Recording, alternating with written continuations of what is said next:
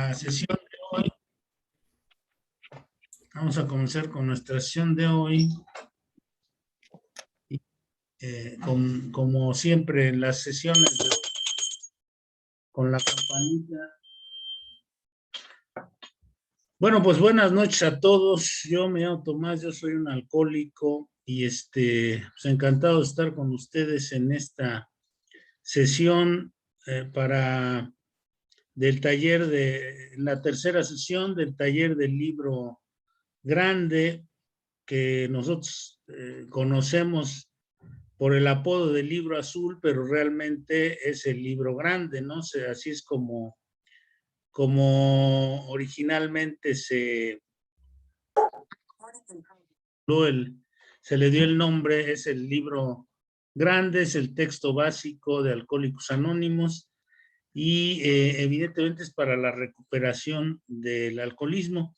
El propósito del taller, como se los dijimos al inicio, es que podamos sacar el mayor provecho y aprender a utilizar el libro grande que, como les he comentado en las ocasiones anteriores, pero no está de más, recordemos que esto a veces necesita ser repetitivo, es la cuestión de que el libro es una herramienta de consulta permanente, de consulta continua, es lo que nos va a ayudar a ir desarrollando un mejor estado de vida, que nos va a ayudar a ir desarrollándonos mejor con respecto a la recuperación. No hay otra herramienta, según mi experiencia personal y yo creo que la de muchos, que sea de mayor ayuda que el libro Alcohólicos Anónimos. En esta tercera sesión vamos a ver lo que es el segundo capítulo. El segundo capítulo que se titula Hay una solución. Y bueno, pues voy a compartir la pantalla para que vean ustedes, vayan viendo en esta tercera sesión. Vamos a ver por qué dice que hay una solución. Evidentemente porque es una sola solución, no hay dos, no hay tres, lo está mencionando en singular, esto de que hay una solución, y esa solución nos la va a decir en este capítulo, nos dice cuál es la solución, nos dice en dónde estamos, nos da una orientación extraordinaria acerca de qué es nuestra comunidad, es decir, nos habla del entorno en el que vamos a estar trabajando para la recuperación, nos dice abiertamente qué es la comunidad de Alcohólicos Anónimos y nos va a decir también cuál es la solución.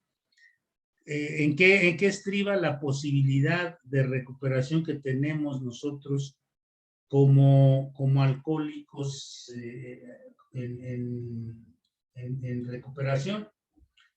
Bueno, pues nuestro segundo capítulo comienza refrendando la esperanza de podernos recuperar, hablándonos de esa, que es una posibilidad la recuperación que vamos a tener que ir consolidando cada uno de nosotros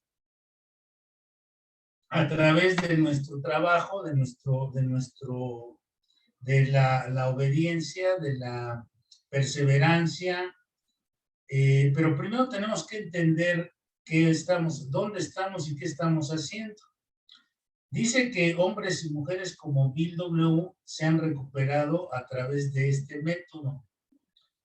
Hombres y mujeres que no tenían ninguna esperanza.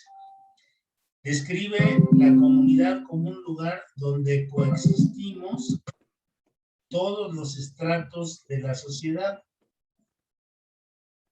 Hace patente que las personas en la comunidad de Alcohólicos Anónimos, así como los alcohólicos y otros adictos en general, procedemos de una gran variedad de orígenes, tanto religiosa, que hay una mezcla de orígenes de procedencias religiosos, económicos, sociales, políticos y laborales, ocupacionales. Habemos de todos tipos de ocupaciones, taxistas, obreros, burócratas, maestros, albañiles, hombres de negocios, reposteros, tablajeros, o sea, habemos de una gran cantidad de actividades, de religiones, la mayoría, pues en el entorno en el que vivimos, somos de características o de filiaciones judio-cristianas. En el aspecto económico hay también una mezcla muy interesante de diferentes estatus económicos, sociales, políticos y culturales. Entonces, como vemos, es un grupo heterogéneo, es un grupo que tiene mucha diversidad, por eso también son grupos que tienen una enorme riqueza en cuanto a experiencias personales. Provenimos de diversas partes del mundo también, dice, nos lo hace notar el segundo capítulo, provenimos de muy diversas partes del mundo, puede haber chinos, guatemaltecos, israelíes, indios. A mí me tocó hace ya algún tiempo pasarle el mensaje a un hindú que hablaba poco inglés y yo también no hablo mucho inglés, o hablaba yo poco inglés en ese momento, y entonces con lo poco que hablábamos los dos nos estábamos comunicando hasta que ya apareció alguien que hablaba hindú y español, y entonces ya pudo haber ahí una comunicación más fluida. Pero hay gente de todas partes del mundo, así me ha tocado ir con hindús, con americanos o con centroamericanos, etcétera, etcétera, ¿no? Y así ha sido desde el comienzo en los grupos de Alcohólicos Anónimos. Posteriormente fue publicado por primera vez el libro grande. De hecho, el capítulo 2 comienza por asegurarnos que que en Alcohólicos Anónimos todos son personas como nosotros y todos tienen sus ocupaciones, todos tienen sus problemáticas personales. Todos los que llegamos a un grupo de Alcohólicos Anónimos llegamos con ciertas problemáticas personales, llegamos arrastrando ciertos problemas personales, además de los problemas que nos ha generado nuestra manera de vivir, ¿no? Todos traemos, hablábamos en la sesión anterior, hablaba el maestro Castrejón, de todos esos huecos emocionales generados por las disfunciones familiares, generados por las relaciones con nuestros semejantes. Recordemos que el primer núcleo donde nosotros nos desarrollamos es la familia, y en la familia, si nuestros padres están enfermos, si tienen problemas emocionales, si tienen problemas de relación entre ellos, si hay separaciones, todo este tipo de cosas son problemas que van repercutiendo en nuestra formación. Ellos son los encargados de darnos seguridad emocional y compañía cuando somos niños, digamos, y entonces nos van dando, nos van transmitiendo. Así como nos transmiten seguridad, también nos transmiten sus miedos, nos transmiten sus ansiedades, sus angustias y todo ese tipo de cosas. Entonces, somos gente que tenemos una variedad enorme de formas de ser y de problemas que tenemos que ir resolviendo conforme va pasando, conforme vamos entendiendo este plan de recuperación, los tenemos que ir resolviendo gradualmente. Otro de los puntos torales de este capítulo es que todos somos alcohólicos y hemos escapado de un peligro común. Y todos hemos tenido y hemos sabido y hemos escuchado y hemos visto y vivido algunos de los síntomas o muchos de los síntomas que están descritos en el libro y que también están descritos, por ejemplo, en la tabla de la alcoholomanía de Irving Morton Jelinek, que nos dice cuáles son las fases y las subfases del alcoholismo.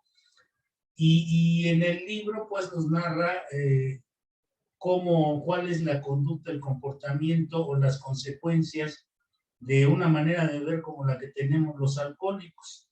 Esto implica que es un peligro común, en donde el común denominador es la necesidad de beber, es el impulso irrefrenable de beber. Dice, aún con todo esto, no es el elemento de mayor unidad entre nosotros. Aún con todo esto del peligro común no es el elemento de mayor unidad entre nosotros.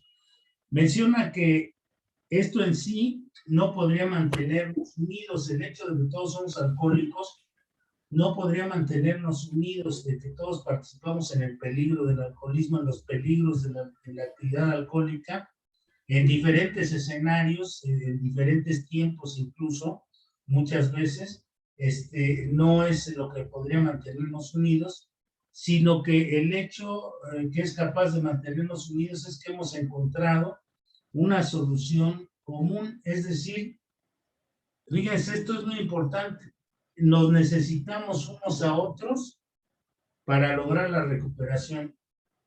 Eso es lo que nos mantiene unidos, que nos necesitamos unos a otros para lograr la recuperación. Por eso son grupos de ayuda mutua, no son grupos de autoayuda. Mucha gente piensa o dice o habla de que son grupos de autoayuda. No, no somos grupos de autoayuda. Alguien que tiene estas características, como un alcohólico como yo, no puede no puede ayudarse a sí mismo. No tengo poder contra el alcohol, entonces no me puedo ayudar, pero el grupo me brinda un soporte extraordinario y el programa me brinda una forma, el libro me brinda una forma, un método para irme recuperando. Entonces, hay que entender que la solución proviene de la consecución de una experiencia espiritual, dice este capítulo. Esa es la solución que plantea y es única. Esta solución es única en el contexto que Alcohólicos Anónimos ha trabajado, que es en el sentido espiritual.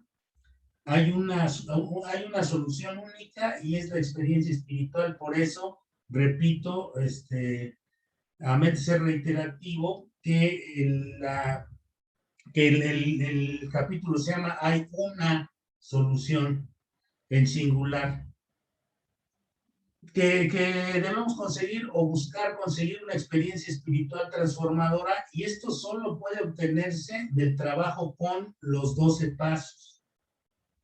Fíjense, aquí nos dice que este capítulo nos da a entender y nos delinea y nos dice con toda claridad que esta experiencia solamente se puede obtener a través de trabajar con los 12 pasos. No hay otra forma de obtenerla. Digamos que si nosotros no hacemos caso del programa, aunque estemos asistiendo constante y continuamente a las juntas, no vamos a obtener grandes progresos. Aunque estemos asistiendo diario a las juntas, o aunque estemos asistiendo a 2 o 3 o 4 juntas diarias. Hay quien asiste a 3, 4 juntas diarias, pero no es la cantidad de juntas lo que nos va a dar la recuperación, como vamos a ver en este capítulo. La mecánica de esto es muy sencilla. Digamos sencillo, cuando hablamos de que algo es sencillo, quiere decir que sea fácil. Cuando hablamos de que algo es muy sencillo, estamos hablando, sencillo es un adjetivo numeral de orden, es decir, nos indica que tenemos que hacer las cosas paso por paso. Cuando hablamos de que algo es sencillo, tenemos que hacer las cosas one by one, uno por uno, una por una, las cosas, para que se simplifique el asunto y podamos lograr éxito en tal asunto. Por eso la mecánica de este programa está planeada de manera sencilla. Recuerden las palabras de Robert Holbrook Smith, o mejor conocido como el Dr. Bob, que decía, mantengamos lo sencillo. O sea, no lo compliquemos, vamos a hacer las cosas paso por paso, dice aquí. Una cosa, eso es sencillo, les decía, es un adjetivo numeral de orden, ¿no? En la palabra fácil indica que algo no implica ningún trabajo. En el caso de lo sencillo, sí implica trabajo el ir haciendo las cosas en orden y paso por paso. Entonces, esto indica que se debe ir uno por uno a la vez los pasos del método para que tengan efecto, para que sean realmente efectivos. Cuando un compañero ha logrado ya a través de los pasos, el cambio psíquico, la transformación o la experiencia espiritual que necesita, producto de estos pasos, de los 12 pasos, se convierte en un veterano, es lo que nos va dando a entender este capítulo. Y ese veterano está dispuesto a ayudar a otros a encontrar esa solución que es única. Aquí hasta lo puse con mayúsculas, porque la solución que vamos a obtener es única. Por ello el capítulo se llama otra vez Hay una solución. Esto mismo sucede en las más de 200 tipos de agrupaciones para diversos tipos de adicciones y conductas disfuncionales o conductas adictivas. Fíjense, aquí es el texto del libro, dice, pero el exbebedor que ha encontrado la solución de su problema y que está equipado adecuadamente con los hechos acerca de sí mismo, generalmente, o sea, nosotros hemos padecido la enfermedad y por eso recibimos este equipamiento, digamos, con los hechos, con la historia de nuestra propia actividad alcohólica y con la experiencia de la recuperación. Entonces, dice en este caso, generalmente puede ganarse la confianza de otro alcohólico en unas cuantas horas. Mientras no se llegue a tal entendimiento, poco o nada puede lograrse. O sea, nosotros por eso les mencionaba que esto es de ayuda mutua. Así como nosotros recibimos la ayuda de alguien que estaba ahí en el grupo, que había empezado a probar y a trabajar el método de recuperación, así cuando llegamos nosotros al grupo, nos transmitieron estas sencillas normas, sencillos pasos de recuperación, y entonces fuimos o hemos ido logrando recuperarnos y vamos a compartir con otros esta experiencia de recuperación a través del programa. ¿Hasta aquí tienen alguna pregunta, algún comentario o algo que decir de este asunto? Bueno, si no hay ahorita comentarios, vamos a continuar.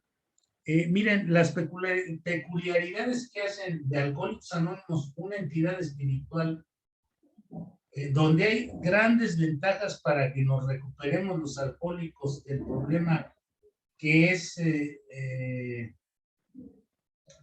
que es el alcoholismo,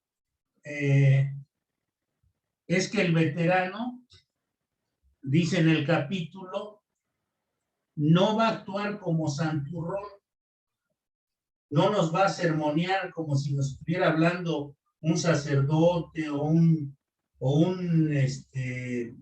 consejero espiritual o alguien así. Dice, no tiene otro interés más que el de ayudar. No hay cuotas ni honorarios que pagar. Aquí, por la recuperación, y esto lo tenemos que tener bien claro, no se debe cobrar ni pagar por la recuperación. La séptima, recordemos que es una contribución voluntaria que se da en el grupo para el mantenimiento, para el autosostenimiento de los grupos, pero no es una cuota establecida ni es un pago por la recuperación, porque muchas veces se van creando una especie de dichos que nos desvían de la esencia de las cosas. Muchas veces le dicen al que llega, es que no estás agradecido con AA, es que cuánto estás dispuesto a pagar por tu recuperación y cuánto pagarías a un psiquiatra o a un psicólogo. Y esto no es así. Esta es una cuestión donde dice claramente que no hay cuotas ni hay honorarios que pagar. Entonces, digamos, lo que se da para el propósito de que el grupo siga trabajando es algo voluntario y es algo que tiene que nacer de nuestra conciencia una vez que estamos adquiriendo recuperación. Tenemos que entender las necesidades del grupo. Por eso este capítulo nos va abriendo los ojos y nos va diciendo en dónde estamos, nos va diciendo que estamos en un grupo que tiene su forma de trabajar y tiene sus necesidades y tiene su autonomía y tiene todas estas cosas con las que tenemos que ir aprendiendo a cooperar. Porque esto es muy benéfico porque nosotros los alcohólicos generalmente somos gente sumamente egoísta, que no pensamos generalmente en los demás, sino pensamos más bien en nosotros que en lo que hace falta para que el grupo funcione, para que los demás estén bien, etcétera, etcétera. Y esto sucede en todos los grupos, ¿no? En el grupo familiar, en el grupo laboral, en todos lados, nosotros muchas veces estamos tan ensimismados, tan metidos en nuestro egoísmo, que no nos damos cuenta que hay que, esta idea de trabajar en grupo es una de las más eficientes para ayudarnos a romper el egocentrismo. Entonces, miren, dice también, no hay asperezas que limar.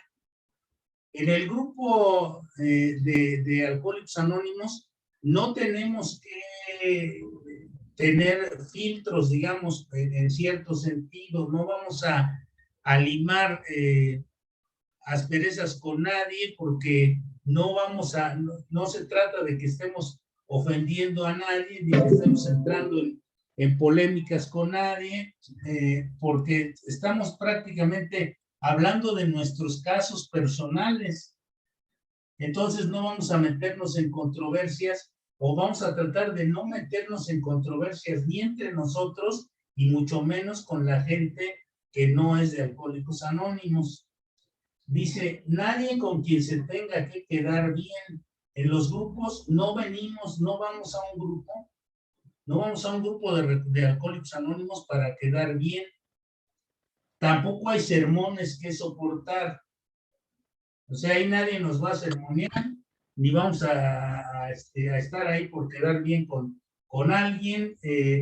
Recuerden que cuando llegamos al grupo de Alcohólicos Anónimos, se nos dice a este grupo de apoyo de Alcohólicos Anónimos o a cualquier grupo de adicciones o de conductas compulsivas, a neuróticos, a drogadictos, al que sea, nos dicen, Mire, no lo haga por su familia, no lo haga por sus hijos, no lo haga por su trabajo, hágalo por usted, para que se recupere y entonces sí pueda ser útil para sus semejantes, para el grupo, para sus semejantes, en su trabajo, en la sociedad, etcétera, etcétera, etcétera. Pero a través de la libertad total y absoluta que hay aquí, donde, les repito, no hay que quedar bien con nadie, no hay que soportar sermones, ni hay que estar sometidos a una moralización estricta, sino que poco a poco, gradualmente, uno va agarrando la onda, va entendiendo de qué se trata este asunto. Dice el capítulo 2 que estas son las condiciones óptimas para la recuperación. Dice, aquí nos está aclarando que Alcohólicos Anónimos, al igual que otras organizaciones de 12 pasos, como les decía, hay más de 200 organizaciones que utilizan el programa de los 12 pasos, no es una religión. Alcohólicos Anónimos no es una religión. Aunque muchos compañeros digan que su religión es Alcohólicos Anónimos no es una religión. No es tampoco una secta. Las sectas, ¿cómo operan? ¿Cómo trabajan?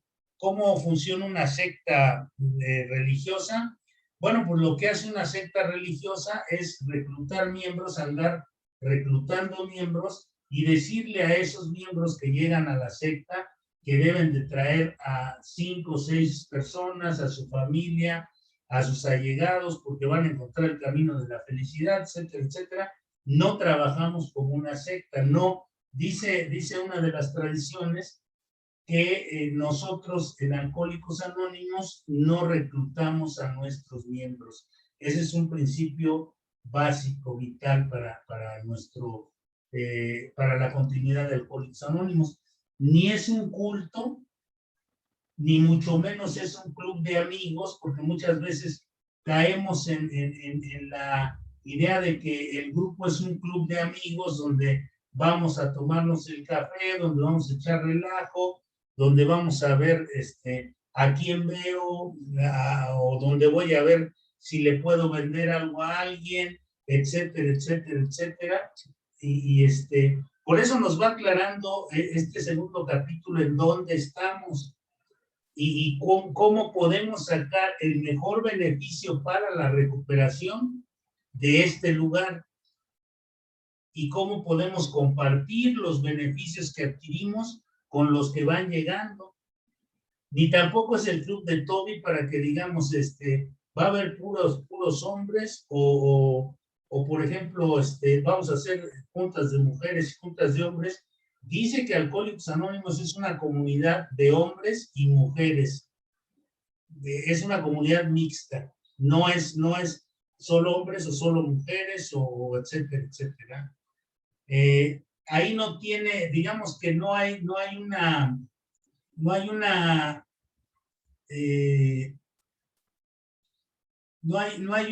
exclusión de género en Alcohólicos Anónimos. Es de lo más democrático que existe en todo el mundo, Alcohólicos Anónimos. Dice, aquí no nos interesa, digamos que aquí no existe no estamos catalogados por géneros dentro de Alcohólicos Anónimos, porque existe respeto, porque existe cordialidad, porque existe amabilidad, porque existen todos estos valores, existe amor, existe todos estos valores, cordialidad, etcétera, etcétera, calor humano. Entonces, no tenemos que hacer diferencias de género o de preferencias sexuales o de estatus socioeconómico, cultural, político, todas esas cosas. Todo eso se queda fuera cuando entramos a una sesión de un grupo de Alcohólicos Anónimos. Es un lugar sumamente especial de este segundo capítulo, de lo especial que es un grupo de Alcohólicos Anónimos. Y los grupos de Alcohólicos Anónimos están por encima incluso de los órganos de servicio. Si ustedes ven en la estructura de Alcohólicos Anónimos, van a ver que es una estructura de pirámide al revés. La base de la pirámide, que son los grupos, está arriba y los centros de servicio están abajo, porque los grupos son lo importante en Alcohólicos Anónimos. El colectivo, la comunidad, es más importante que aquellos que se encargan de organizar a la comunidad. Entonces, por eso no es religión, no es secta, no es culto, no hay jerarcas como en las iglesias, en los cultos religiosos, congregaciones o en las facciones religiosas. No, aquí no tenemos jerarcas de ningún tipo. Bueno, en teoría, ¿no? Porque luego hay algunos que los grupos, aunque no lo sean, pero bueno, teóricamente no los hay. Entonces, debemos entender que es un grupo de apoyo tal cual. Grupo de apoyo tal cual. No es otra cosa la comunidad de Alcohólicos Anónimos. En este capítulo nos lo pone clarito BW. Ahora, esto lo hace el capítulo para describir qué es y para qué sirve la comunidad. ¿Qué es y para qué sirve la comunidad?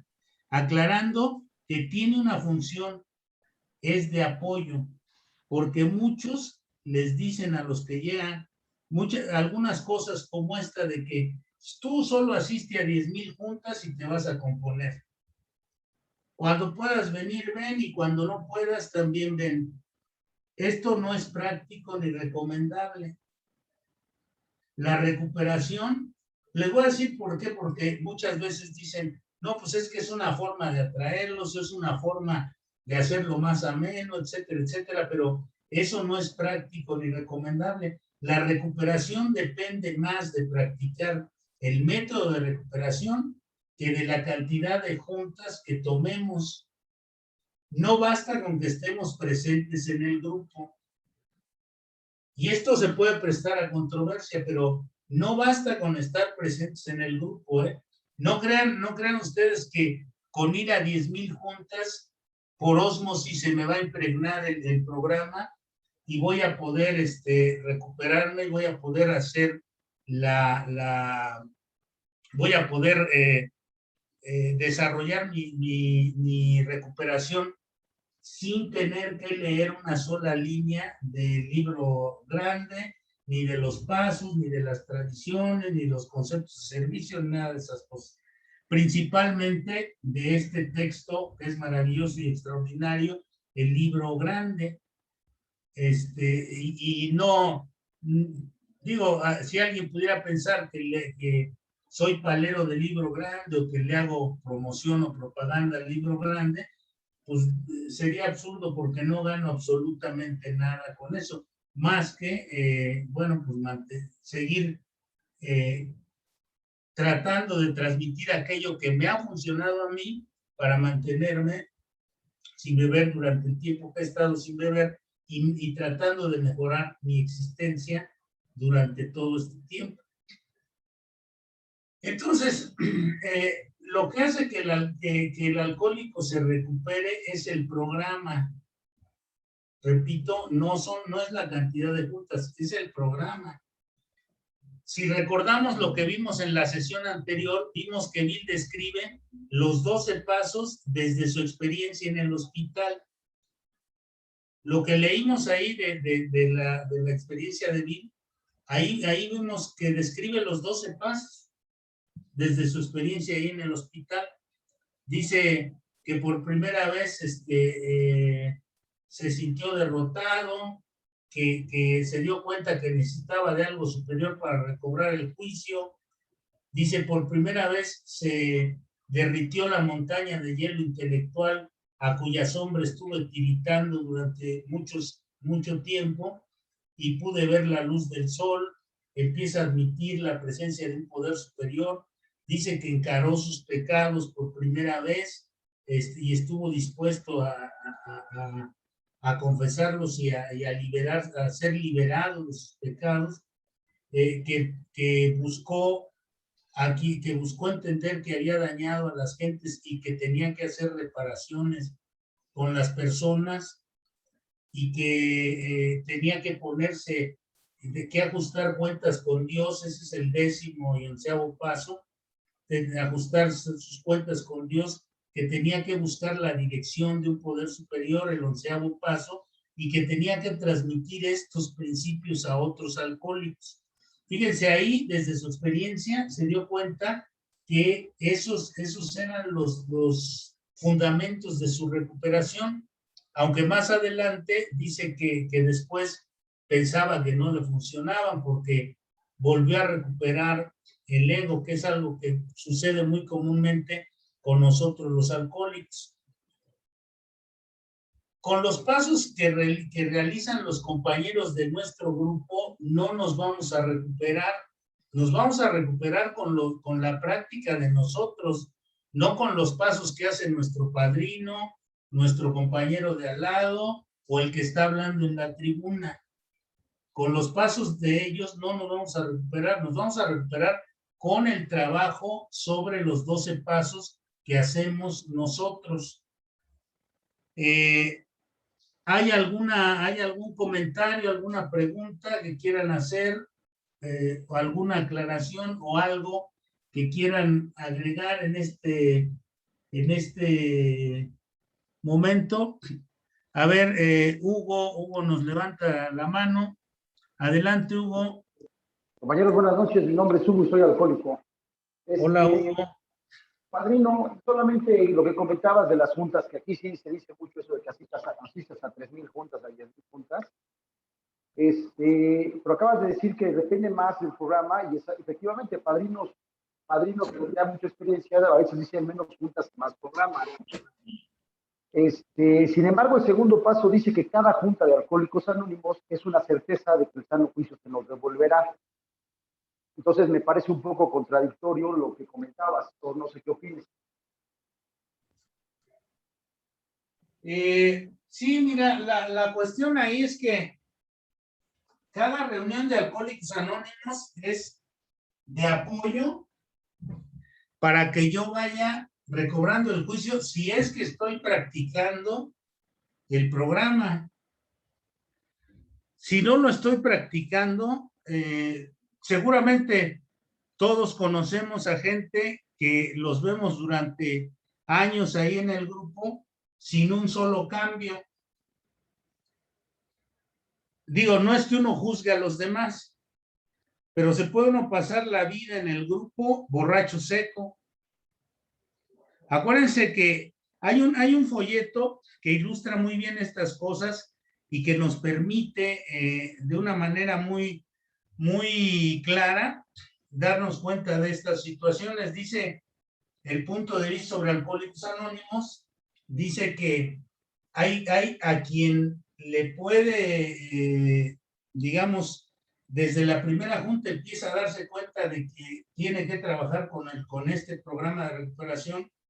Dice, y hay algunos otros a quienes el rigor mortis espiritual y físico se les impregna. Y entonces se quedan ahí, pueden estar día tras mes tras mes, año tras año, esperando a que el milagro suceda y nunca sucede nada. Van a veces sufren más y fondean más dentro de Alcohólicos Anónimos por la falta de práctica del programa, aunque estén en 4 juntas diarias. Entonces, recordemos que también en el capítulo anterior que vimos, dice Bill, solo se necesita de mí para empezar. Dice, solo se necesitaba de mí para empezar. Entonces, no es contradictoria la cuestión, sino si yo estoy trabajando con el programa y voy a mis juntas, digamos, esa combinación del apoyo que me brinda el grupo y lo que me da el programa es la que va a hacer que tenga yo sano juicio. De otra manera, no, porque se sobreentiende que ¿a qué voy al grupo? A aprender el método de recuperación de los que ya lo aprendieron y lo están transmitiendo. En este mismo folleto dice que el propósito de usar la tribuna es para dar el reporte de los actos ejecutados con relación al programa. Dice, si usted no practica el programa, no tiene derecho a hablar. Fíjense hasta dónde llega este asunto, ¿eh? Entonces, se supone que lo que me van a compartir es su experiencia en el programa, y eso me va a ayudar a que yo me oriente y pueda trabajar con el programa. Luis, ¿quieres comentarnos algo, Luis Torres? Sí, compañeros, buenas noches. Soy Luis, soy alcohólico. Fíjense que... ¿Sí me escuchó? Sí. Sí, sí, sí. Fuerte Gracias. y claro. Fíjense que escuchando el comentario de Hugo y la ponencia de Tomás, yo unifico los dos criterios. El tercer paso nos dice, no es verdad que sin darnos cuenta, al estar asistiendo a nuestro grupo, hemos empezado a poner nuestra vida y nuestra voluntad en las manos de un poder superior. ¿Qué es unificar? Practicar el programa y estar asistiendo a las juntas de nuestro grupo. ¿Por qué? Porque a través de ella nosotros vamos a ir compartiendo nuestra experiencia, que es lo vivido en la trascendencia de los pasos.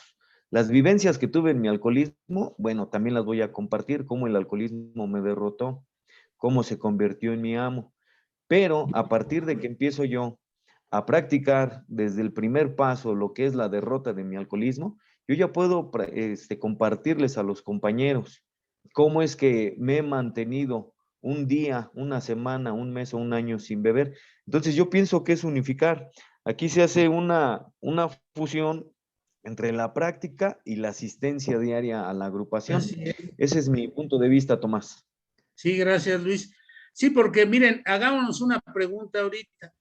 ¿Qué sucede o qué sucedería si nada más, si quitamos los principios y nada más nos dedicamos a contar nuestro historial todo el tiempo, o nuestras experiencias de bebedores, o nuestro diario vivir lo que nos está pasando? Si no tenemos una guía de principios, como es este plan de recuperación, para compartirlo.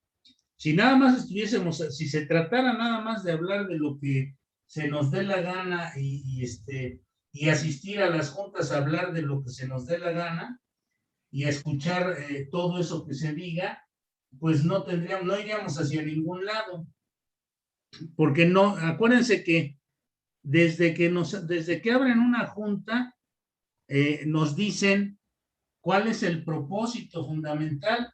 Dicen, cuando leen el enunciado nos dicen, nuestro objetivo primordial es mantenernos sobrios y ayudar a otros alcohólicos a alcanzar el estado de sobriedad. Ese es el propósito fundamental.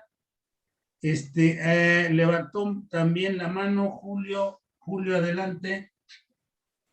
Sí, muy buenas noches a todos. Fíjense que escuchando lo que complementan nuestros compañeros, me vino ahorita, escuché hace unos días a alguien que comentaba de sus prácticas de piloto aviador. Y yo pongo como similitud el avión, nuestro grupo, y las prácticas de vuelo es la práctica de nuestro programa en base a los 12 pasos y a los principios. Gracias. Gracias, gracias. Muy, muy buena, magnífica analogía la que nos da Julio de Coatzacoalcos, Veracruz. Sí, así es, ¿no? Imagínense que nos subiéramos a un avión y no tuviéramos instrucciones para volar el avión, o no tuviéramos un plan de vuelo, ¿hacia dónde iríamos? Hacia un destino totalmente incierto, desconocido, etcétera, etcétera. Entonces, la única forma, la única forma que tenemos de irnos orientando es a través del programa, a través de los principios de este programa. Creo que ya son todos los que iban a opinar. Flor, adelante, Flor, perdón. Sí, bueno, sí es verdad que, bueno, la tribuna, pero también hay una parte de catarsis, ¿no? Sí, de repente en los grupos se cae en el diario vivir y en el diario sufrir, Pero digo, también hay parte de catarsis, ¿no? Porque muchas veces los alcohólicos, los adictos, vienen de mucha represión, ¿no? Y se platicaba en toda esta parte emocional, en toda la inmadurez emocional. Y aquí es importante también la catarsis para validar las emociones, ¿no? La inteligencia emocional, el saber reconocer las emociones, identificarlas, validarlas y expresarlas. Tanto las que van saliendo y pues el vómito del alma, ¿no? Hacer catarsis. Digo, no se trata siempre nada más de hacer catarsis, y de ver, ¿no? Cómo se va avanzando en los pasos. Bueno, sí, expreso mi emoción, mi enojo, y ahora, ¿en qué paso voy, no? Ok, bueno, ya expresé mi enojo, el resentimiento, y ahora, ¿qué voy a hacer, no? ¿En qué paso se va? Pero sí es bien importante la tribuna, el vómito del alma, y seguir expresando las emociones para que no se ejecuten afuera, ¿no? No se caiga en, se vale tener enojo, se vale tener rabia, se vale tener tristeza, lo que no se vale es desquitarse con la gente allá afuera. Bien importante el seguir creciendo emocionalmente a través de validar las emociones, y un lugar para expresarlas precisamente es a través de la catarsis en una tribuna, ¿no? Sí, bueno, es importante lo que dices, es muy importante, porque dicen los científicos, los psicólogos, que lo que no se dice se actúa, como tú misma comentabas. O sea, si yo no saco determinado malestar, voy a actuar en contra de alguien o voy a hacer algo inadecuado. Pero también una catarsis sin análisis previo no me va a llevar a ningún lado, ¿eh? Sin análisis no hay una catarsis que me pueda ayudar. Sí, es decir, estar hablando nada más por hablar. Pero vamos a pedirle al maestro Castrejón que nos hable un poco sobre este asunto de la psicoterapia, porque él es el que sabe de estas cosas, de lo que es la psicoterapia y sus efectos, y el apoyo del grupo, el apoyo emocional que nos está mencionando el segundo capítulo. Tengo muchas gracias. Yo tengo la impresión de que esta fuerza más allá del propio ego se concretiza con esta idea de algo superior, se concretiza en una conciencia de grupo. Esta conciencia de grupo sería como la unión de las voluntades, donde todo el mundo deposita en algo superior, y en este caso el grupo es una fuerza muy grande, la recuperación. Y esto significa de alguna manera renunciar a las tendencias personales, me parece, y dejarse regir por toda esa, llamémosle energía si quieren, o llamémosle fuerza espiritual que se manifiesta en una conciencia. Me parece que en ese sentido, y lo estoy viendo desde fuera, porque yo, ustedes saben, no pertenezco a ningún grupo, aunque creo que me hace falta, cada vez lo pienso más. Me parece que hay una especie le voy a llamar así, fuerza espiritual, magia, como lo quieren, cuando en un grupo se puede expresar una conciencia superior. ¿Por qué razón? Porque se dejan los egos, se deja la individualidad, y ese grupo se convierte en un espacio muy protegido, donde puedo expresar las emociones, donde puedo sentir el apoyo, donde puedo sentir y dar y recibir el amor, donde puedo sentirme seguro, donde puedo aprender, donde puedo tener de un padrino. Me parece que en ese sentido la ayuda mutua se convierte en esa fuerza de yo poder lograr lo que de otra manera, de manera individual, no he podido hacerlo, porque mis fuerzas no me dan. Pero cuando me tomo de las fuerzas de ese grupo, de esa conciencia, entonces puedo avanzar. Y ahí quiero nada más poner la analogía muy hermosa de los gansos, ¿no?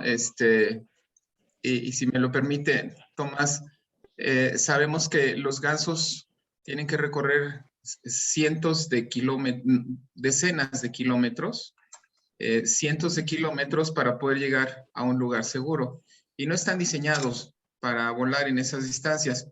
Y esto lo logran gracias a que vuelan en parvada. Y eso le permite, dado que vuelan en B, que el que va atrás aprovecha llamémosle así, la ola que genera el aleteo de los que van adelante, y esto le permite ahorrar 70% de la energía que de otra manera podría ser. De esta manera pueden llegar juntos a lugares que no lo harían de manera individual. Me parece que esta analogía, este ejemplo de la naturaleza nos hablaría de la gran relevancia que tiene el grupo y de la ayuda mutua y del poder que puede tener un grupo, y eso es sin duda un proceso muy poderoso de psicoterapia muy práctica.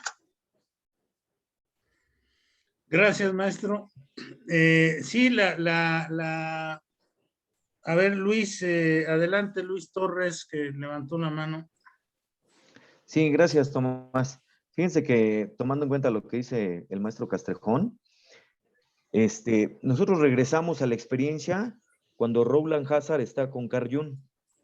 Carl Jung le dice a Rowland Hazard: alcohólicos como ustedes son de una especie de alcohólicos crónicos. He visto que casi no tienen remedio. Rowland Hazard dice: sentí que las puertas del infierno se cerraban a mis espaldas. ¿No hay alguna solución? Y le dice: bueno, he visto pocas por aquí y por allá. Necesitan una experiencia espiritual. Entonces Rowland Hazard le dice Carl Jung le dice a Rowland Hazard: usted necesita adherirse a una entidad espiritual, necesita vivir una experiencia espiritual.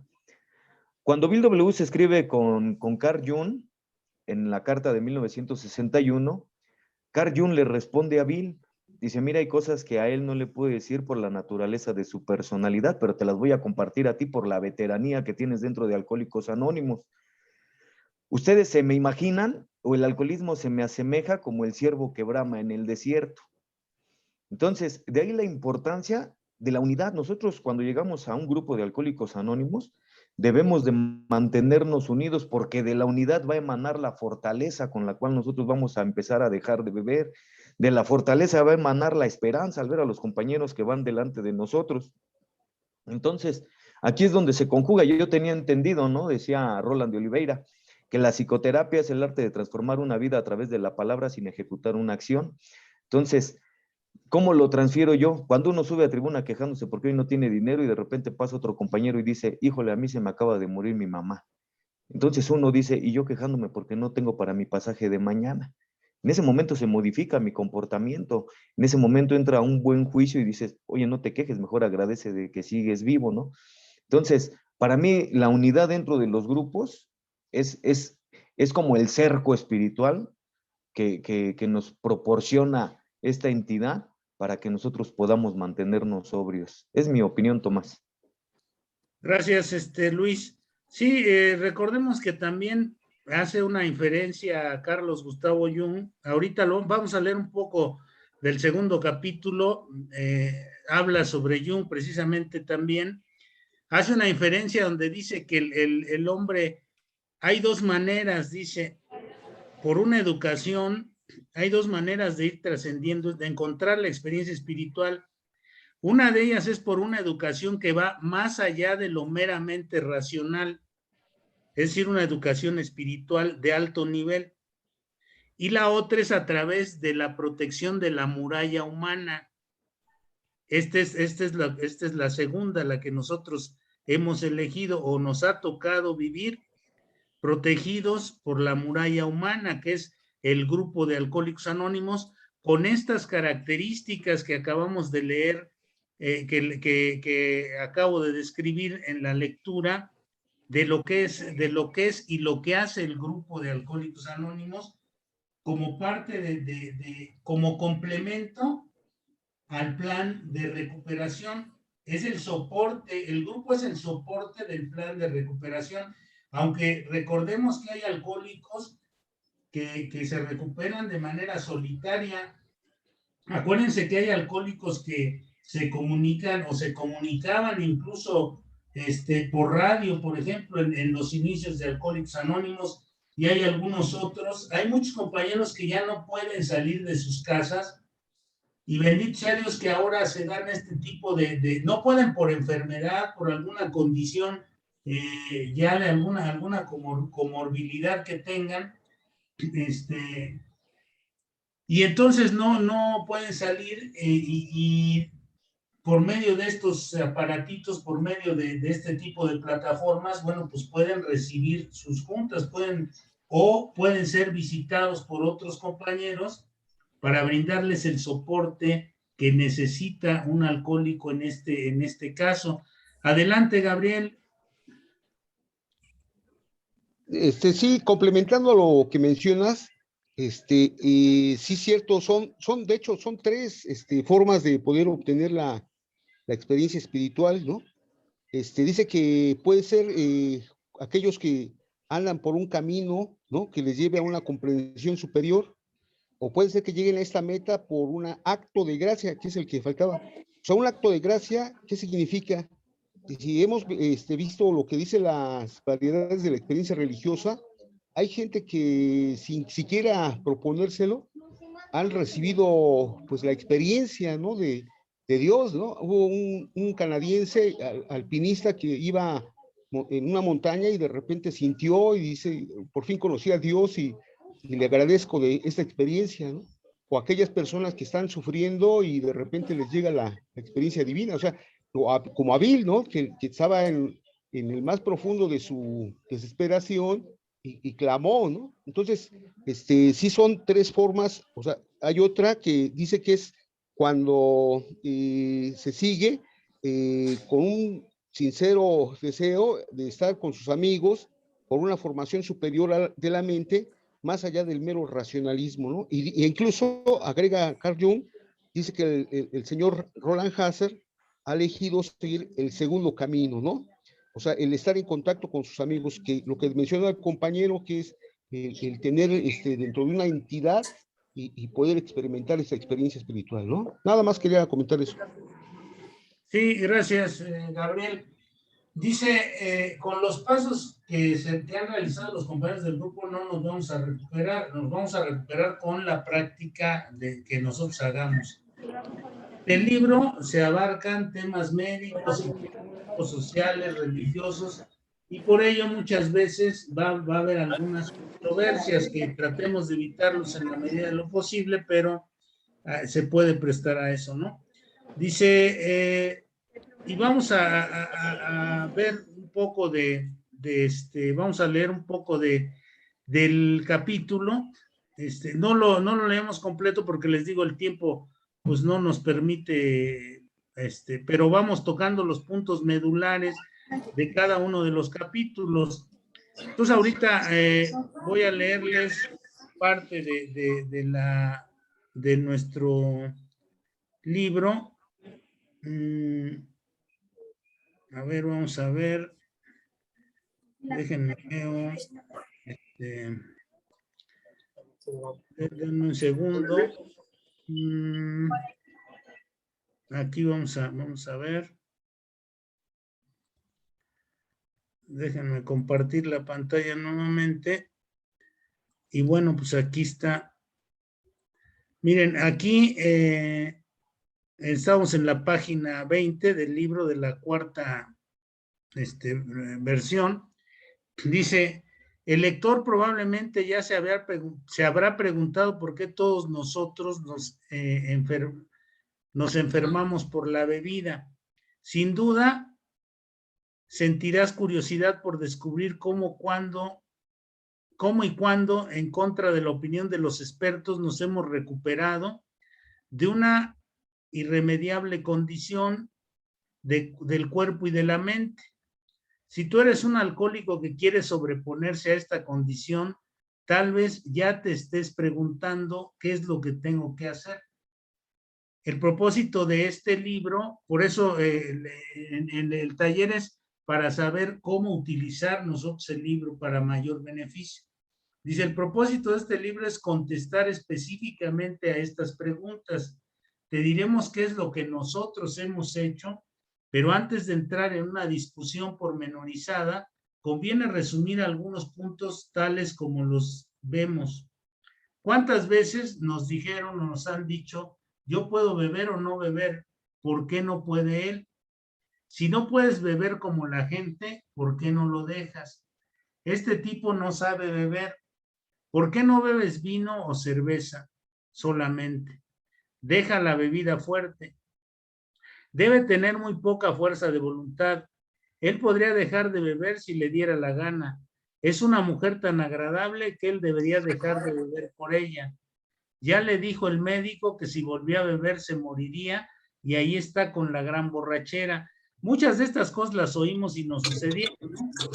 Estas observaciones comunes acerca de los bebedores que se oyen en todo momento, en el fondo de ellas hay un abismo de ignorancia y falta de comprensión, porque mucha gente no entiende la enfermedad y desde luego no tiene por qué entender la enfermedad.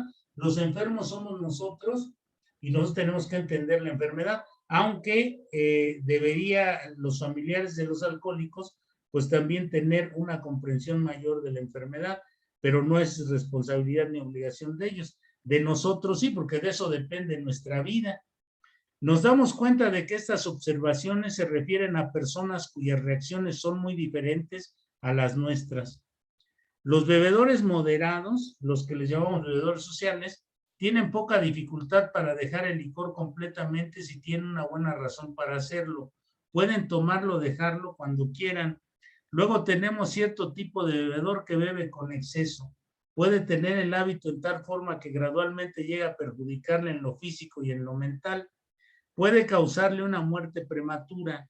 O sea, también están en riesgo, ¿no? Los bebedores fuertes. Pero si hay una razón suficientemente poderosa, mala salud, enamoramiento, cambio de ambiente o la advertencia de un médico, este individuo puede también dejar de beber o hacerlo con moderación, aunque esto le resulte difícil o tal vez hasta necesite ayuda médica. Pero el bebedor fuerte puede todavía dejar de beber, le funciona la fuerza de voluntad. En el caso de nosotros no. Dice, pero ¿qué pasa con el verdadero alcohólico? Puede empezar como bebedor moderado, puede o no volverse un bebedor asiduo. O sea, ahí no depende de si bebe uno mucho o poco. Fíjense lo que me está dando a entender. En alguna etapa de su carrera como bebedor empieza a perder todo control, repito, todo control sobre su consumo de licor una vez que empieza a beber. Aquí tenemos al individuo que te ha motivado la confusión, especialmente por la falta de control. Hace cosas absurdas, increíbles o trágicas mientras está bebiendo. Fíjense, cosas absurdas, increíbles o trágicas. Accidentes, se porta como el bufón de la fiesta, se para de manos en la barda de una azotea sin caerse, borracho, o choca, deshace un carro y sale prácticamente ileso o con heridas menores, o puede causar una tragedia y atropellar a la gente manejando borracho, etcétera, etcétera. Hay muchas cosas que pueden suceder cuando un alcohólico bebe. Es un verdadero Dr. Jekyll y Mr. Hyde. El Dr. Jekyll, esa novela del Dr. Jekyll y Mr. Hyde empieza con un acto muy ominoso, muy feo que hace Mr. Hyde, cuando es Mr. Hyde, cuando está con la pócima que se bebe, que en el caso de nosotros es el alcohol, y pasa y pisa a una niña y casi le rompe el pie, y lo van a increpar dos personas que lo ven, le van a decir que por qué hizo eso, ¿no? Porque es alguien que no tiene sensibilidad. El alcohólico pierde todo sentido y toda sensibilidad humana. Rara vez se embriaga a medias. En mayor o menor grado siempre tiene una borrachera loca. Mientras está bebiendo, su modo de ser se parece muy poco a la naturaleza normal. Puede ser una magnífica persona, como en este caso, el ejemplo que pone de la novela.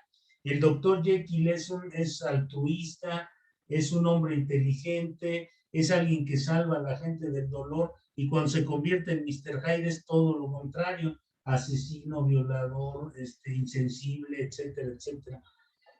Pero si bebe un día probablemente se volverá repugnante y hasta peligrosamente antisocial. Tiene un verdadero talento para embriagarse exactamente en el momento más inoportuno, y particularmente cuando tiene alguna decisión importante que tomar o compromiso que cumplir. Con frecuencia es perfectamente sensato y bien equilibrado en todo, menos en lo que concierne al alcohol. ¿Cuántas veces a nosotros nos dijeron, no vayas a beber hoy porque hoy vamos a ir, o mañana vamos a ir a hacer tal cosa, o al rato van a venir tales personas, y llega uno hasta las chanclas, ¿no? Dice, con frecuencia es perfectamente sensato y bien equilibrado en todo, menos lo que concierne al alcohol. En este respecto es increíblemente egoísta y falto de honradez. Frecuentemente posee habilidades y aptitudes especiales y tiene por delante una carrera prometedora. Usa sus dones para labrar un porvenir para él y los suyos, echando luego abajo lo construido con una serie de borracheras insensatas. Es el individuo que se acuesta tan borracho que necesita dormir 24 horas. Sin embargo, a la mañana siguiente busca como un loco la botella y no se acuerda dónde la puso la noche anterior. Si su situación económica se lo permite, puede tener licor escondido por toda la casa para estar seguro de que nadie le quite toda su reserva para tirarla al fregadero. A medida que empeoran las cosas, empieza a tomar una combinación de sedantes potentes y de licor para aplacar sus nervios y poder ir a su trabajo. Entonces, llega el día en que sencillamente no puede hacerlo y se vuelve a emborrachar. Tal vez vaya al médico para que le dé morfina o algún otro sedante para irse cortando la borrachera poco a poco. Pero entonces empieza a ingresar en hospitales y sanatorios. Esto es cuando está en la fase crónica.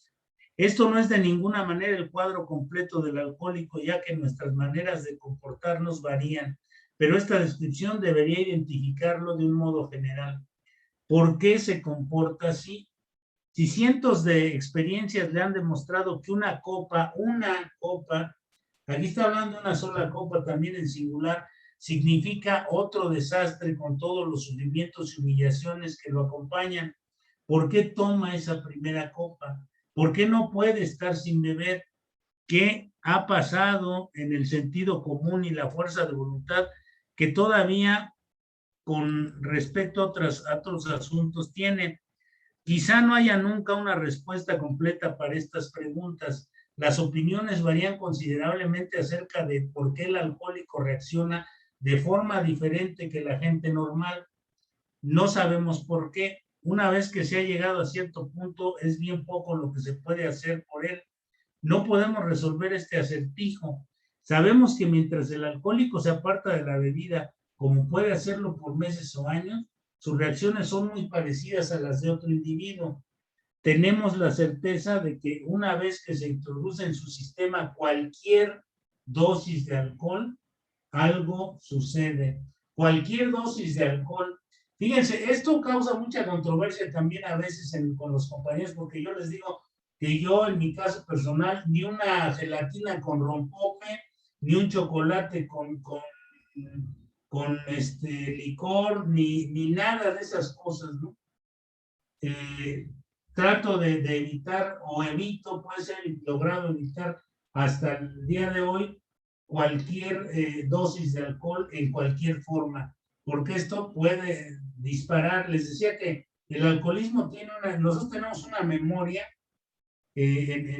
una memoria orgánica en donde está el alcoholismo agazapado en todas las células de nuestro organismo, y que con cualquier poca dosis de alcohol que entre en nuestro organismo se dispara esta compulsión, esta obsesión. Entonces dice, sabemos que mientras el alcohólico se aparte de la bebida, como puede hacerlo por meses o años, sus reacciones son parecidas a los individuos. Tenemos la certeza de que una vez que introduce en su sistema cualquier dosis de alcohol, algo sucede, tanto en el sentido físico como mental, que ya lo explicó en la primera sesión el maestro Castrejón nos explicaba, nos hablaba acerca del núcleo accumbens y todos estos, la dopamina y todos estos neurotransmisores, que se causa un cortocircuito en el cerebro del alcohólico, está como hackeando el cerebro de nosotros los alcohólicos. La experiencia de cualquier, dice que le hace prácticamente imposible parar de beber. La experiencia de cualquier alcohólico confirma esto ampliamente. Estas observaciones serían académicas y no tendrían objeto si nuestro amigo no se tomara nunca la primera copa, poniendo así en movimiento el terrible ciclo. Si no bebiéramos, no tendríamos problema. Dice, por consiguiente, el principal problema del alcohólico está centrado en su mente más que en su cuerpo. Esto ratifica lo que habíamos hablado en la primera sesión. Hay algo mal descompuesto aquí, que con el paso del tiempo se puede arreglar, pero esto no implica que podamos volver a beber, porque hay gente que piensa que ya si soluciona sus problemas emocionales y mentales y más o menos funciona adecuadamente, puede volver a beber. Ha habido casos de compañeros de hasta 40 años, 30, 20 que han vuelto a beber. Entonces, nosotros jamás podemos volver a tocar el alcohol con la lengua ni con la garganta, no podemos volver a beber. Si se le pregunta por qué empezó su última borrachera, lo más probable es que tenga a mano una de las 100 coartadas que hay para estos casos. Algunas veces estos pretextos tienen cierta plausibilidad, pero en realidad ninguno de ellos tiene un sentido a la luz del estrago que causa la borrachera en un alcohólico. Tales pretextos se parecen a la filosofía del individuo que ha tenido un dolor de cabeza y se golpea con un martillo para no sentir el dolor. Si se le señala lo falaz de este razonamiento a un alcohólico, lo tomará a broma o se enfadará, negándose a hablar de ello. De vez en cuando puede decir la verdad, y la verdad, por extraño que parezca, es que generalmente no tiene más idea de la que tú puedes tener por qué bebió la primera copa. Algunos bebedores tienen pretextos con los que se satisfacen parte del tiempo, pero en sus adentros no saben realmente por qué bebieron. Una vez que este mal se arraiga firmemente, hace de ellos unos seres desconcertantes. Tienen la obsesión de que algún día, de alguna manera, podrán ser los ganadores de este juego. Esa obsesión hay que desterrarla. Esa es la obsesión. Es estar jugando con la idea de que algún día, en algún momento, voy a poder volver a beber. Pero frecuentemente sospechan que estarían fuera de combate. Pocos se dan cuenta de lo cierto que es esto. Sus familiares y amigos se dan cuenta vagamente de que estos son bebedores anormales, pero todos aguardan esperanzados el día en que el paciente saldrá de su letargo y hará valer su fuerza de voluntad. La trágica verdad es que si el individuo es realmente un alcohólico, ese día feliz no llegará. Ha perdido el control en cierto punto de la carrera de bebedor de todo alcohólico. Pasa un estado en que el más vehemente deseo de dejar de beber es absolutamente infructuoso. Esta trágica situación se presenta particularmente en cada caso mucho antes de que sospeche que exista. En la mayoría, el hecho es que la mayoría de los alcohólicos, por razones que todavía son oscuras, cuando se tratan de beber, han perdido su capacidad de elegir. Es decir, nosotros no podemos elegir si beber o no beber. Lo que tenemos que hacer como miembros de esta comunidad y siguiendo el plan de recuperación es alejarnos completamente de la fuente de la alergia, que es el alcohol, y de la obsesión. Nuestra llamada fuerza de voluntad se vuelve prácticamente inexistente. Somos incapaces a veces de hacer llegar con suficiente impacto, fíjense esta parte, somos incapaces a veces de hacer, habla en plural, somos incapaces de hacer llegar con suficiente impacto a nuestra conciencia el recuerdo del sufrimiento y la humillación de hace apenas una semana o un mes. Estamos indefensos contra la primera copa. Esto es una sentencia bastante fuerte. Estamos, a pesar del tiempo que haya pasado, a pesar de que tengamos 10, 20, 30, 40 años sin beber, seguimos estando indefensos contra la primera copa o ante la primera copa. No es cierto que el alcohol pase a segundo término, el alcohol nunca va a pasar a segundo término, porque si lo volvemos a ingerir, va a causar el mismo efecto. Y antes de comenzar la junta, hoy estábamos platicando, otro compañero y yo, le comentaba que muchas veces es peor la recaída cuando ya tiene mucho tiempo el alcohólico dentro de la comunidad que al principio, porque pasan los años y el organismo va envejeciendo.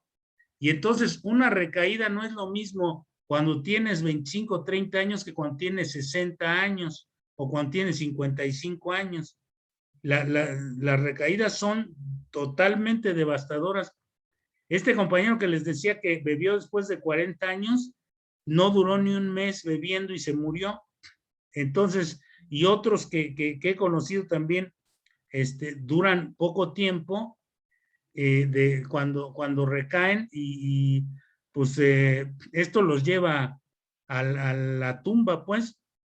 Entonces, es algo que nosotros tenemos que tener en cuenta, que no tenemos defensa ante el alcohol, los alcohólicos. Por eso tenemos que estar bien convencidos de que esto es, inicialmente, es para que no volvamos a acercarnos al alcohol y podamos ir experimentando la transformación. Dice, vamos a ver qué es la famosa experiencia espiritual. Esta es la solución, ¿no? Esta es la solución. Dice, hay una solución en el libro. El cambio psíquico profundo que se planteó en la opinión del médico en nuestro caso, solo se puede dar a través de una experiencia espiritual. Esta solución de la experiencia espiritual no hay que estar bien conscientes que no nos va a permitir volver a beber, porque mucha gente también piensa que una vez que ha tenido una experiencia espiritual ya nada le hace daño, y no, sí, la experiencia espiritual es para que tengamos conciencia de la realidad y conciencia del orden superior y todas estas cosas. Esta experiencia espiritual debe ser profunda y efectiva. Entendamos que las experiencias espirituales en la mayoría de nosotros no se dan súbitamente, se dan gradualmente. Esto lo explica en el apéndice. En 1976 pusieron el apéndice 2 del libro grande porque los compañeros pensaban que una experiencia espiritual tenía que ser similar a la de Bill W., que tenía que iluminárseles el cuarto, tenían que sentir la presencia de Dios pasando alrededor y a través de su cuerpo, etcétera, etcétera. Lo que describe Bill en su experiencia. Y no es así.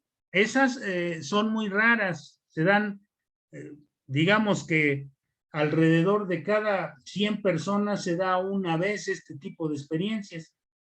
Entonces, vamos a leer ahorita parte de lo que es el apéndice 2 y a continuar leyendo un poco más sobre de este capítulo para terminar la sesión de hoy. A ver, Gabriel quiere hacernos un comentario breve. Adelante, Gabriel. Sí, en relación a lo que acabas de comentar, ¿no? De todo esto, yo creo que lo más importante para mí es ver la diferencia entre los bebedores social y fuerte y el verdadero alcohólico, ¿no? Es decir, que el bebedor social, así como el bebedor fuerte, no obstante de que toma, quizás en demasía, tienen control sobre la bebida, ¿no? El primero de ellos simplemente no bebe más allá de un par de copas y ya, mientras que el fuerte puede estar tomando incluso cada 8 días, pero llegará el momento que por alguna razón de salud, un amor o cualquier otra situación, deja de beber y no tiene ningún problema. Pero en el verdadero alcohólico, aquí lo que vemos es de que él ha perdido precisamente ese control sobre la bebida, ¿no? Entonces, yo creo que esto es lo que muchas veces hace falta mencionarlo en el público cuando se pasan juntas de información, que es lo más importante, ¿no?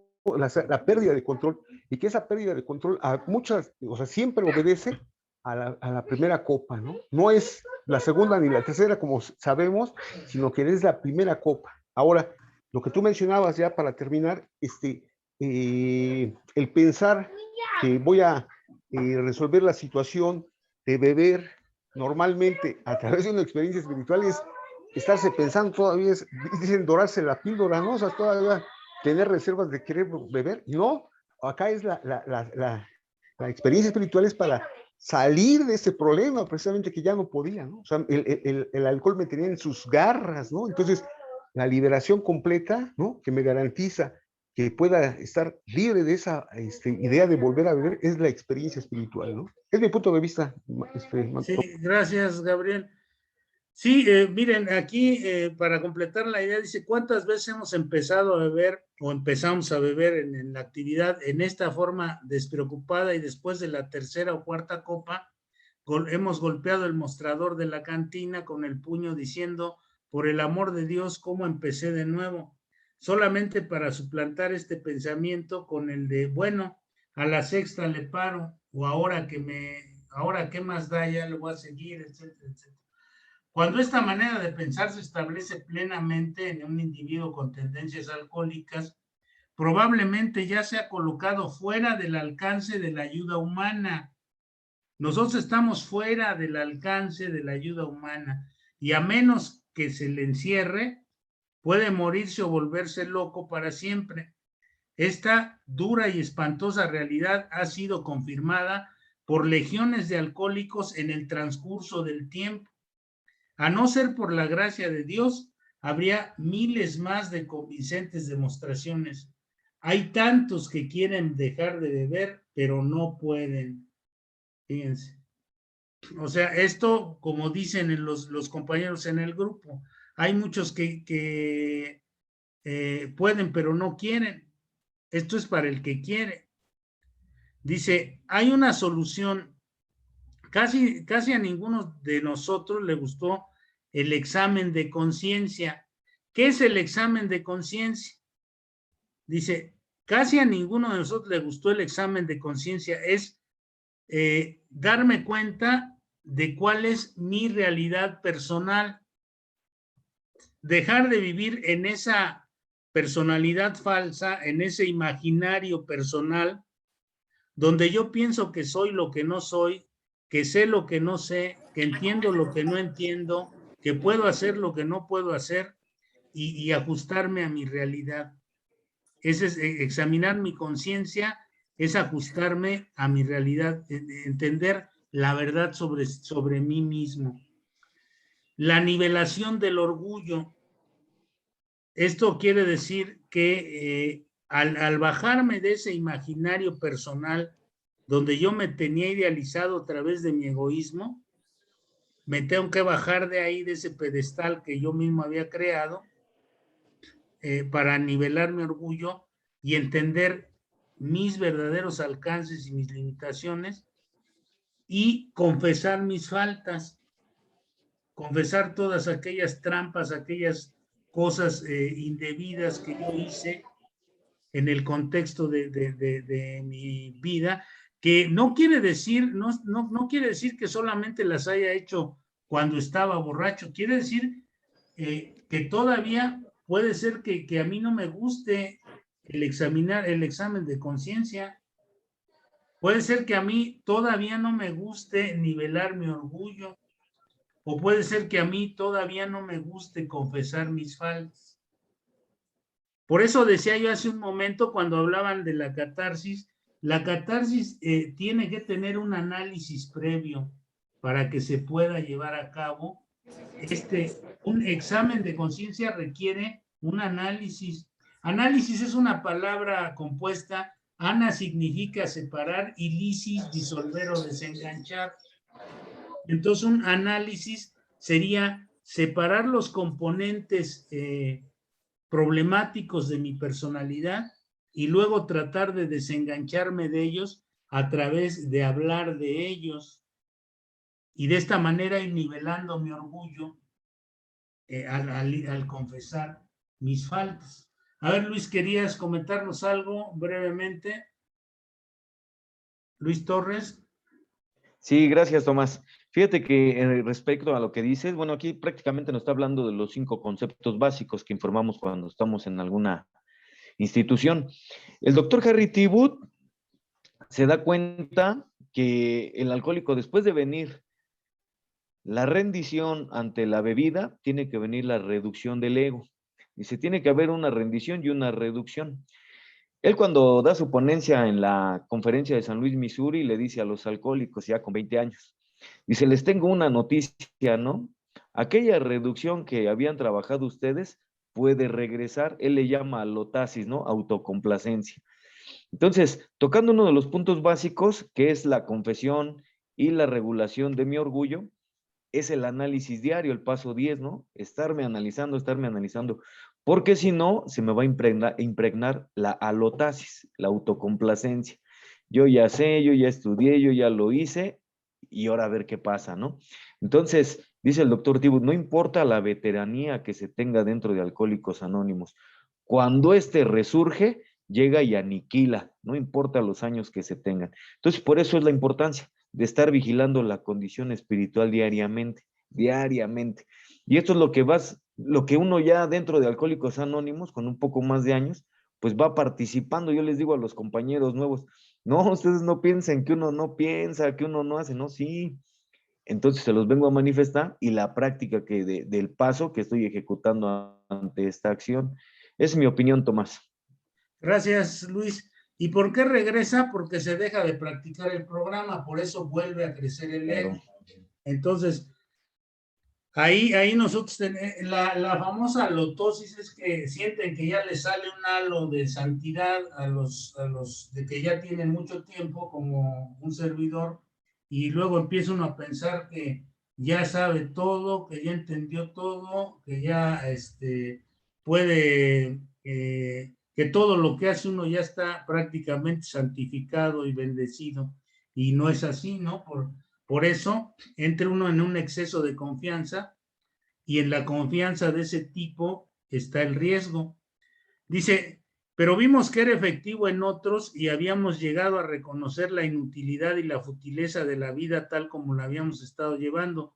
Por consiguiente, cuando se nos acercaron aquellos cuyo problema ya había sido resuelto, lo único que tuvimos que hacer fue tomar el simple juego de instrumentos espirituales que ponían en nuestras manos. Hemos descubierto un rincón del paraíso y hemos sido propulsados a la 4ª dimensión de la existencia con la que ni siquiera habíamos soñado.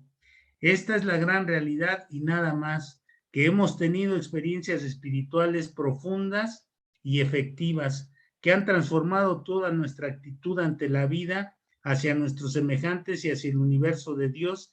El hecho central de nuestras vidas es actualmente la certeza de que nuestro Creador ha entrado en nuestros corazones y en nuestras vidas en una forma ciertamente milagrosa. Ha empezado a realizar por nosotros cosas que nosotros no podríamos hacer solos.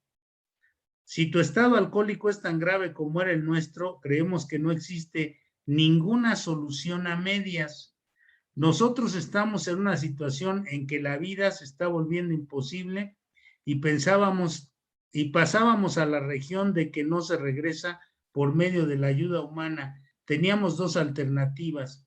Una era la de llegar hasta el amargo fin, borrando la conciencia de nuestra intolerable situación lo mejor que pudiéramos, y otra era aceptar ayuda espiritual. Esto último fue lo que hicimos porque honestamente queríamos hacerlos y estábamos dispuestos a hacer el esfuerzo necesario. Y aquí viene la historia de Rowland, narrada muy brevemente porque es mucho más amplia. Este millonario norteamericano de Rhode Island, que era Rowland Hazard III, que su familia era de una enorme fortuna que había hecho a través de los textiles y de la industria química, pues este cuate tenía todo lo que puede desear cualquier persona en el aspecto económico. Dice, cierto hombre de negocios apto y con buen sentido durante años estuvo pasando de un sanatorio a otro y en consultas con los más conocidos psiquiatras norteamericanos. Luego se fue a Europa sometiéndose al tratamiento de un célebre médico, el psiquiatra Dr. Jung. Pese a que su experiencia lo había hecho escéptico, terminó el tratamiento con una confianza no habitual en él. Física y mentalmente su condición era excepcionalmente buena. Creía, fíjense, aquí dice creía, haber adquirido tal conocimiento del funcionamiento interior de su mente y de sus resortes escondidos, que una recaída era algo inimaginable. A pesar de esto, al poco tiempo estaba borracho, porque creía haber adquirido, nosotros no podemos irnos con pintas aquí. Lo más desconcertante era que no podía explicarse satisfactoriamente su caída. Por lo tanto, regresó donde este médico, a quien admiraba, y le preguntó sin rodeos, ¿por qué no se recuperaba? Por encima de todo, quería recobrar el control de sí mismo. Parecía bastante racional y bien equilibrado con respecto a otros problemas. A pesar de esto, no tenía absolutamente ningún control sobre el alcohol. ¿Por qué? Le suplicó al médico que le dijera toda la verdad y el médico le dijo que era un caso desahuciado. Nunca más podría recuperar su posición en la sociedad y tendría que encerrarse bajo llave o tener guardaespaldas si esperaba vivir largo tiempo. Esa fue la opinión de un gran médico. Pero este hombre vive todavía y es un hombre libre. No necesita un guardaespaldas si no está internado. Puede ir a cualquier parte del mundo como cualquier hombre libre sin que le suceda ningún desastre, siempre que conserve la buena voluntad de mantener cierta sencilla actitud. Bueno, pues dice, algunos de nuestros lectores alcohólicos pensarán quizá que pueden pasarla sin ayuda espiritual. Permítasenos, por lo tanto, contar el resto de la conversación que nuestro amigo tuvo con el médico. El médico le dijo, tiene usted la mente de un alcohólico crónico. En los casos en los que han existido estados mentales similares al suyo, nunca he visto recuperarse a nadie. Nuestro amigo se sintió como si las puertas del infierno se hubiesen cerrado con estruendo tras él. Preguntó al médico, ¿no hay ninguna excepción? Sí, le contestó el médico, sí la hay. Las ha habido desde tiempos remotos aquí y allá. De vez en cuando algunos alcohólicos han tenido, subrayo esto, experiencias espirituales vitales. Para mí estos casos son fenómenos. Parece ser una especie de enormes desplazamientos y reajustes emocionales. ¿Se acuerdan lo que nos comentaba el maestro Castrejón en la sesión anterior de los reajustes emocionales y los desplazamientos que hay en el cerebro a través de la práctica del programa? No de las juntas más la práctica del programa, más el apadrinamiento, más la lectura. No es un solo ingrediente para que sea completo el plan, para que se complete el plan de recuperación. Dice, desecha repentinamente las ideas, emociones y actitudes que fueron una vez las fuerzas directrices de la vida de estos hombres. Un conjunto completamente nuevo de conceptos y motivos empezó a dominarlos. De hecho, yo he estado tratando de producir dentro de usted un arreglo emocional de esa índole. He empleado estos métodos con muchos individuos y han dado resultados satisfactorios, pero nunca he tenido éxito con un alcohólico de sus características. Al oír esto, nuestro amigo se sintió algo tranquilizado porque pensó que después de todo era fiel a sus prácticas religiosas. Estas esperanzas se las echó abajo el doctor diciéndole que en tanto que sus convicciones religiosas eran muy buenas, en su caso no significa, fíjense, las convicciones religiosas en el caso de este cuate y en muchos de casos como los nuestros, no significan la experiencia espiritual fundamental que es necesaria. Nosotros tenemos que trabajar con los 12 pasos. y ese tipo de experiencia espiritual producida por este método sí nos va a dar resultado. Otro tipo, hay gente que se va a la religión y luego vuelve a beber. Se van, no sé, se establecen en alguna religión y dejan de practicar el programa, no funciona, no les sirve de nada la pura religión. Este era el tremendo dilema en que se encontraba nuestro amigo cuando tuvo la extraordinaria experiencia que, como hemos dicho, lo convirtió en un hombre libre.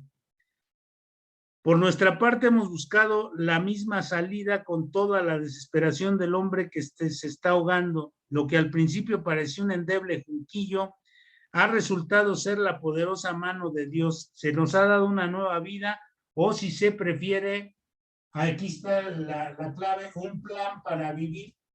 Esto es lo que se nos ha dado, se nos ha dado un plan para vivir.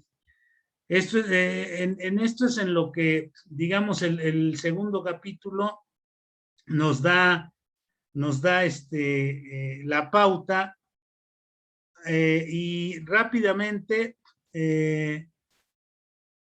no sé si ya, creo que ya estamos sobre el tiempo, ya hasta nos pasamos un poco, pero entonces comenzando la siguiente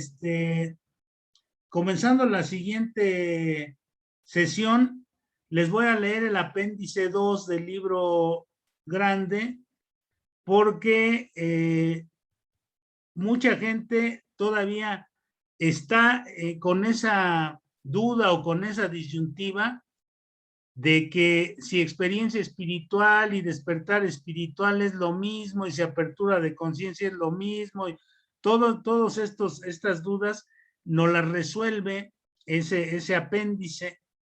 Entonces, comenzando la siguiente sesión, vamos a leerlo. Creo que tiene algún comentario más, Luis. No sé si alguien más tenga, ya para que cerremos esta sesión. Si alguien tiene algún comentario, alguien más. Maestro Castrejón.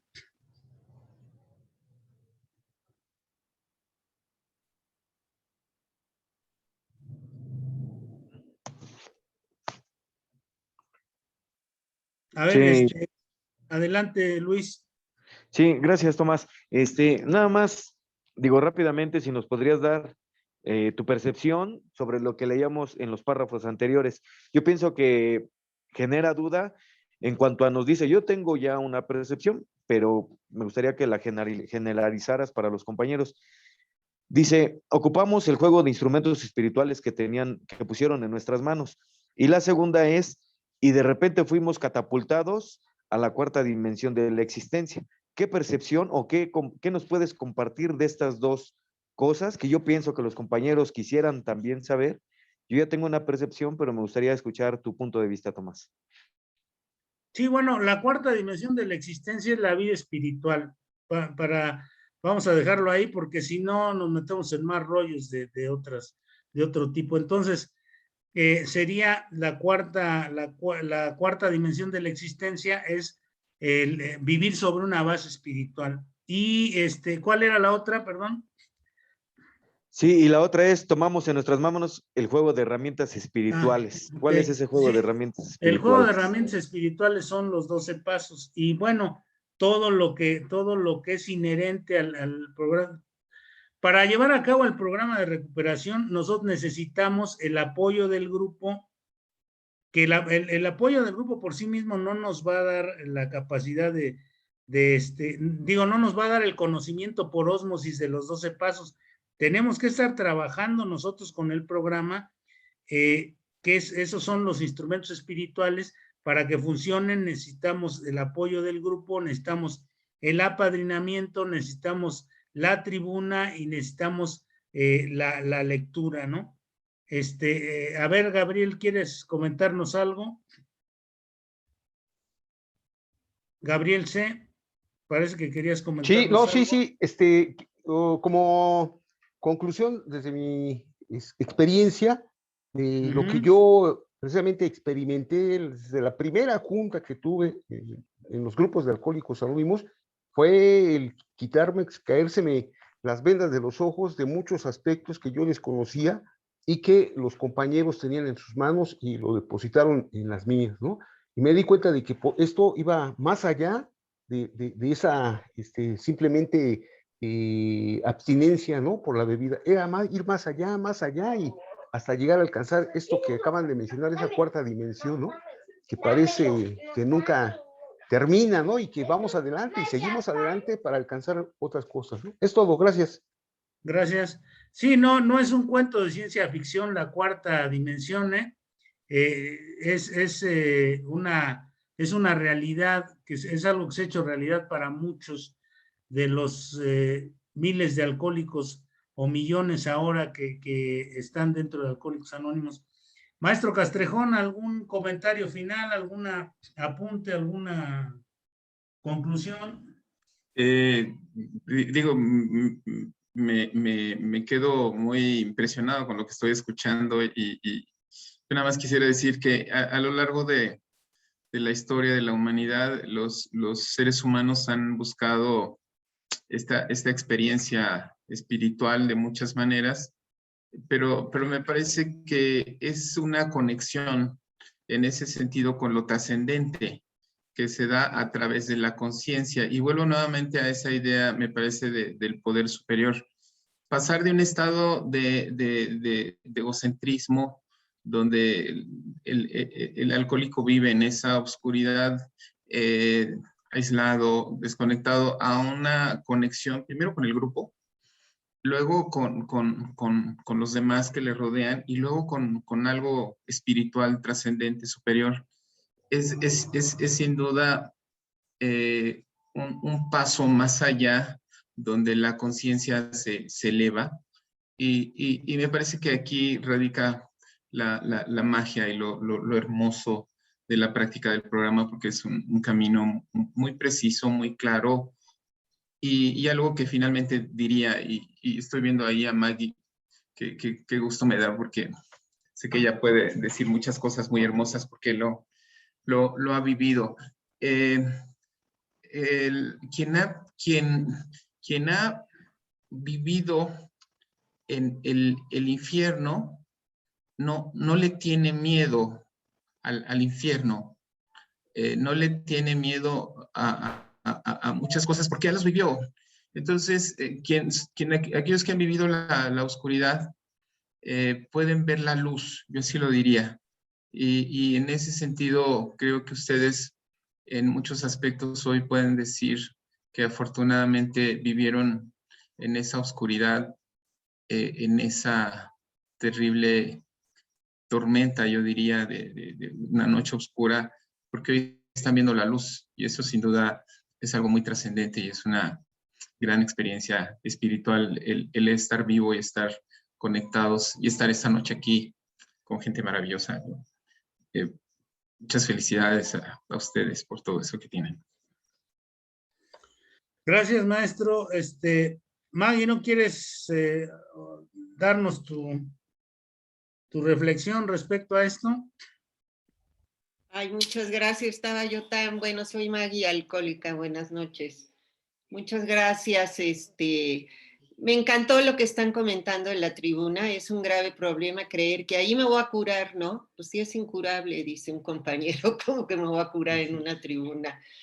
Y sí llevar una base ya de autoanálisis para poderlo compartir y eso sería una catarsis correcta, no el diario sufrir, ¿no? Porque de eso pues no salimos nada. Yo también he visto mucha asistencia en grupo y que la gente puede recaer. No es de asistencia, sino de buscar realmente un cambio profundo de personalidad. Más adelante nos dice el programa que no hay otra manera y que nadie nos puede ayudar. Bueno, lo acabamos de leer, que estamos fuera de la ayuda humana. A mí eso me impacta mucho. Y yo ahí me clavo mucho porque si algo amé en la vida y los amo es a mis hijas y yo soy una mujer que ni embarazada pudo dejar de beber, ¿no? Entonces, hacer un crimen de algo que más amas y de no poder, lo que decía el licenciado Castrejón, salir de ese infierno, pues claro que somos lanzados a la cuarta dimensión, a un cambio profundo y a una visión nueva, ¿no? ¿Y qué nos lleva a eso? Pues servir. No se puede pagar nada de la vida sino sirviendo y transmitiendo esto, ¿no? Muchísimas gracias, Tomás. Gracias, licenciado. Gracias, Maggie. Bueno, compañeros, pues vamos a terminar nuestra sesión de hoy.